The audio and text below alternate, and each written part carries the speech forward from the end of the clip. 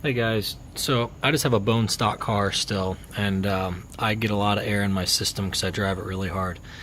And what I'm trying to figure out is the highest point in the system are the cooling bricks, and what happens is air gets trapped up there in the back of the cooling bricks. We have these bleeder valves up here on the main line where I'm trying to figure out where I can put a like a reservoir to capture air. And without going too far into all the things that aren't going to work, I'm going to go to what I believe will work. So right here on this hose, you can disconnect the stock hose right here from this filler port. And right here at this filler port, what I plan to do is attach another hose on here with a T-fitting. What I'm going to do is I'm going to have one of these rubber hoses go this way. And it's going to come up here, and it's just going to sit up here. Okay, so I'm just going to mount it up here where it just is kind of sitting off to the side. And the purpose of this rubber hose is I want to see how much air collects in this hose. And so what I'm going to do is I'm going to attach a fitting on the end where it can be bled, and then I can turn this hose up vertically. I can twist it up vertically, and it'll stand here on the T when I'm messing with it. And I guess ideally I would want a clear hose, but I don't think that there's any clear hose that is going to withstand this heat. If anybody knows of a clear hose that would withstand this heat, that would be ideal. Please let me know. But otherwise, I'm going to just run a black hose more than likely, and then again twist it up and bleed that from time to time, and try to get a good idea of how much air is collecting up here up top in the system. And actually, come to think of it, I might do it on this hose here, because this hose here is the feed hose. This hose here is the exit hose. So assuming that the air is getting trapped in the bricks, you would probably want to have this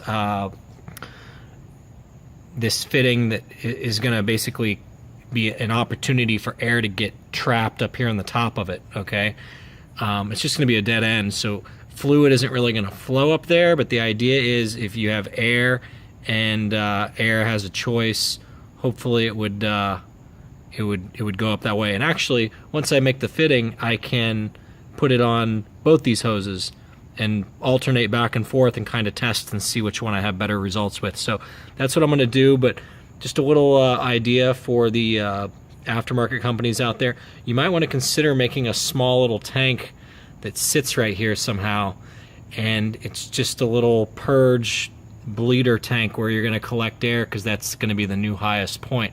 The problem with the tanks that sit over here, you know, like your LMRs and faster proms and everything, I mean, look at the hood. It's hard with the camera, but this slopes downward, so I know that this is the tallest point, and this is where the bricks are, and that's the problem, is the air is collecting in the bricks. So without actually tapping the bricks, because you really can't on these stock blowers with the stock bricks inside, because it's too many channels that you would have to tap a port into, and these systems get super hot. So the purpose of all this is when this pump that pumps the fluid through here, the water pump, it shuts off for 3 minutes at a time. And when it shuts off for 3 minutes at a time, your intercooler bricks, they almost melt. And so on the big aftermarket setups with like the you know, the 2650 and the Whipple 2.9, that's the big problem that they're running into. Is there's situations where if the car is being driven hard and the tune doesn't pull timing, when, you know, even if it does pull timing, the point is you can melt your bricks, because the blower is still spinning, and now there's no fluid pumping through them because the pump is off for 3 minutes. So the goal is to keep the pump from shutting off for 3 minutes.